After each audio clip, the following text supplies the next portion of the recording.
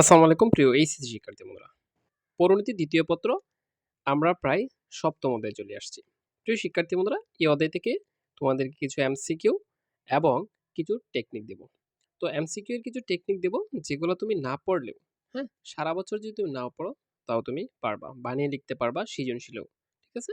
তো কথা না বাড়িয়ে আমরা সপ্তম অধ্যায়ে মূল আলোচনায় আসি। সাংবিধানিক প্রতিষ্ঠানটা কি আগে তোমাকে এটা জানতে হবে। নিচের কোনটি সাংবিধানিক যে সংস্থা, মানে সংবিধান অনুযায়ী যে প্রতিষ্ঠানটা চলে এটাকে বলা হয় সাংবিধানিক সংস্থা বা প্রতিষ্ঠান। তাহলে কি নির্বাচন কমিশন, কারণ নির্বাচন কমিশনটা কি সাংবিধানিক প্রতিষ্ঠান সিস্টেমে চলে। তো বাংলাদেশের যে সাংবিধানিক প্রতিষ্ঠান কয়টা, এটা হচ্ছে 4টা। হ্যাঁ, এখন 4টা কি কি তোমাকে আগে মুখস্থ করতে হবে। সাংবিধানিক প্রতিষ্ঠান নয় কোনটা, এটার উত্তর কি, এই যে এখানে এই উত্তরটা ভুল আছে। এটা কিন্তু বোর্ডে আসছিল 15 রাজশাহী এবং দিনাজপুর বোর্ডে। ঠিক আছে, 2015 সালে আসছিল। তো এটা হবে 3 নং আর হচ্ছে 4 নং দুটাই। এটা কিন্তু সাংবিধানিক প্রতিষ্ঠান নয়, নির্বাচন কমিশন আর সরকারি কর্ম কমিশন, এই দুইটা সাংবিধানিক প্রতিষ্ঠান। এখান থেকে সাংবিধানিক প্রতিষ্ঠান নয় নিচের কোনটা, এটা হচ্ছে 3 নং।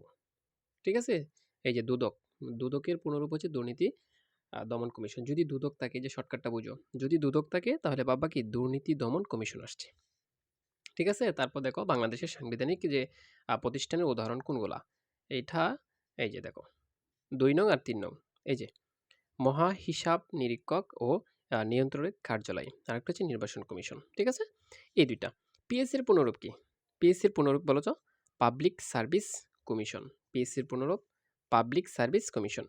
তারপর হচ্ছে বিপিএসসি পুনরূপ কি, বিপিএসসি এর পুনরূপ কি, জাস্ট খালি সামনে বাংলাদেশ লাগিয়ে দিবা। তার মানে একটা শিখলে তুমি দুইটা শিখা হয়ে গেছে।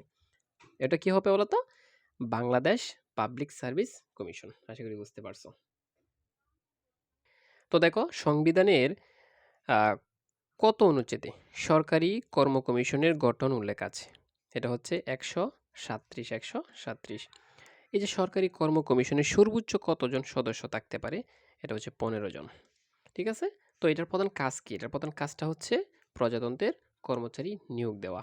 পিএসসির কাজ হচ্ছে কোনো কর্মচারীকে নিয়োগ দেওয়া। হ্যাঁ, এই যে বলে বিসিএস এ তোমার পিএসসি নিয়োগ, পিএসসিরা কিন্তু নিয়োগ দেয়। হুম, তারপর দেখো কর্ম কমিশনের প্রয়োজন কেন, প্রয়োজন কেন মূলত প্রজাতন্ত্রের কর্মে আহ, নিয়োগদানের জন্য।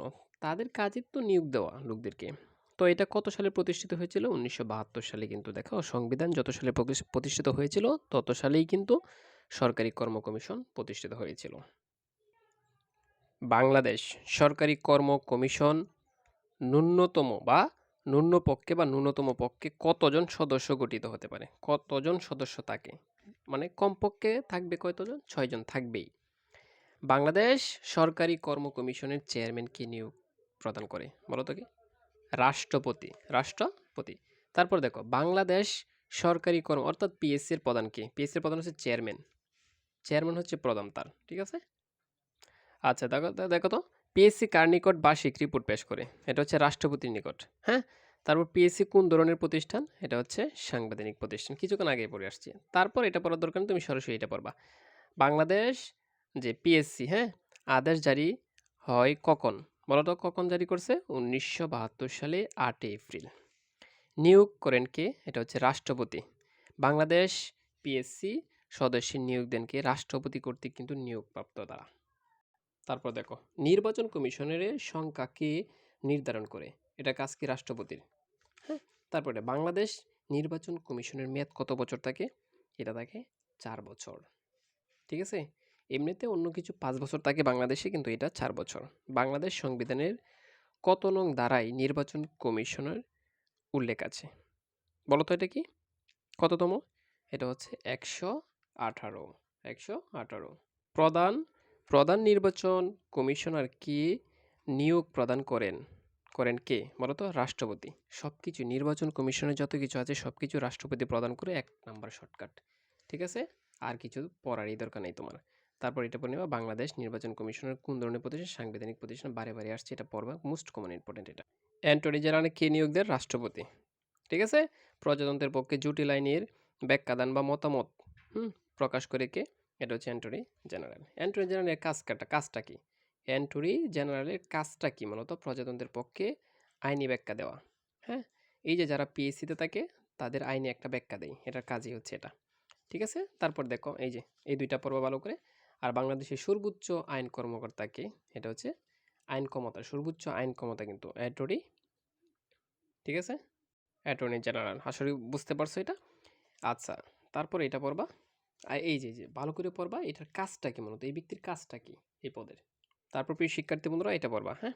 দেখো, কত বছর বয়স পর্যন্ত মহা হিসাব নিরীক্ষক ও নিয়ন্ত্রক তার দায়িত্ব পালন করতে পারেন?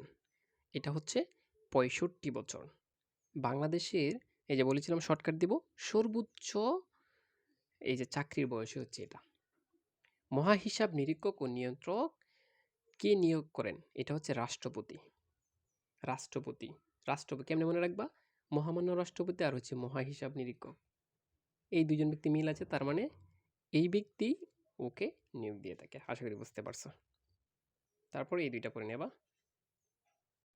দেখো আমরা এখন মোস্ট কমন এ আসছি। দুর্নীতি দমন কমিশন আইন পাস হয় কত সালে? দুর্নীতি দমন ২০০৪ সালে পাস হয়। ঠিক আছে? আর এইটার সংক্ষিপ্ত রূপ হচ্ছে দুদক। দুদক, দয়রস্যকার দুধক দুদক। এবার থাকে যে দুদক কত সালে? দুদকের পূর্ণরূপ কি? দুর্নীতি দমন কমিশন। এটা বুঝতে পারছো? আচ্ছা, তারপর একটা চক আছে দেখো, ফেব্রুয়ারি ২০০৪ সালে ২৩শে ফেব্রুয়ারি ৩ জন কমিশনার। আচ্ছা, প্রদত্ত চকের তত্ত্বাবলী নিচের কোনটি গঠনের সাথে সম্পর্কিত? এই যে দেখছো দুদক, কারণ এত সালে এটা প্রতিষ্ঠিত, এত সালে এটা প্রতিষ্ঠিত হয়েছিল। আচ্ছা, তারপর দেখো এই যে দুর্নীতি দমন কমিশন বিল পাস হয় কত সালে? বিল পাস হয়েছে ১৭ এপ্রিল। হ্যাঁ, ১৭ এপ্রিল বিল পাস হয় আর এটা কার্যকরী হয়েছে এত সালে। আচ্ছা, তারপর দেখো সংবিধানের কোন অনুচ্ছেদে ন্যায়পাল প্রতিষ্ঠার কথা বলা হয়েছে? এটা কোন অনুচ্ছেদে বলো তো? ৩ নং ৭৭ অনুচ্ছেদে। ৭৭ নং অনুচ্ছেদে। আচ্ছা, দুদক বা দুর্নীতি দমন কমিশনারগণ, হ্যাঁ, কিভাবে অপসারিত হন? কিভাবে অপসারিত হন? সুপ্রিম কোর্টের বিচারপতির ন্যায়। বিচারপতি, সুপ্রিম কোর্টের বিচারপতি যে রায় দিবে এইটা নিয়ে হয়। তারপর দেখো দুদক অর্থাৎ দুর্নীতি দমন কমিশনের চেয়ারম্যান বা কমিশনারদের কিভাবে, হ্যাঁ, অপসারিত করা হয়? এটা করা হয় রাষ্ট্রপতির নির্দেশে। রাষ্ট্রপতির নির্দেশে। তারপর প্রিয় শিক্ষার্থী বন্ধুরা আমরা এখনই শেষ করে দেব শুধুমাত্র একটা উদ্দীপকের ব্যাখ্যা দিয়ে। বিনা কারণে সুমনকে পুলিশ ধরে নিয়ে যায়। ঠিক আছে? পরে অর্থের বিনিময়ে পুলিশ তাকে ছেড়ে দেয়। পুলিশ মনে করে এটি সেলামি। তো পুলিশ যেটি সেলামি মনে করে সেটিকে কি বলা হয়? ঘুষ বলা হয়। চিন্তা করছো কত সহজ এবং কত সুন্দর করে বলছে এটা। উদ্দীপকে পুলিশ নাকি এটা সেলামি নেই। উদ্দীপকে বর্ণিত পুলিশের কাজটি প্রতিরোধে কি করা উচিত? দুর্নীতি দমন কমিশন কি করা উচিত? এটাকে দুদকের আওতায় নেওয়া উচিত। আশা করি বুঝতে পারছো। প্রিয় শিক্ষার্থীগণ, তোমাদের সাথে দেখা হবে ১০ম অধ্যায়ের লাস্ট অধ্যায়। একটু অপেক্ষা করো। তোমরা এই ভিডিওর কমেন্ট বক্সে ১০০ কমেন্ট করো, পরবর্তী পাঠ অবশ্যই তোমাদেরকে দেব।